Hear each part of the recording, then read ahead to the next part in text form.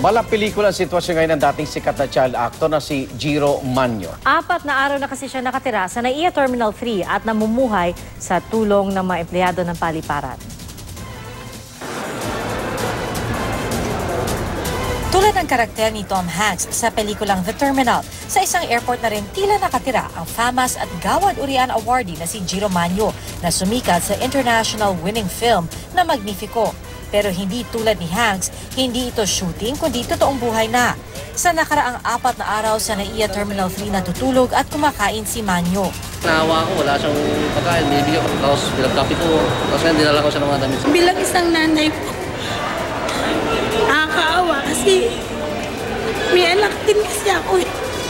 Nakausap ng GMA News ang pamilya ni Manyo at sinabing susunduin na nila si Manyo sa airport.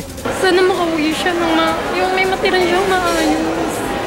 Bago nito, may ilan na rin mga tumira sa NAIA. Tulad ng isang Liberian nurse na 3 buwan na natili sa paliparan matapos di papasukin sa bansa dahil sa problema raw sa kanyang visa. Ganito rin ang nangyari sa isang British na dating Hollywood stuntman. 2 buwan naman siyang na-stranded sa NAIA matapos nakawin ang kanyang gamit sa pagbisita niya sa bansa.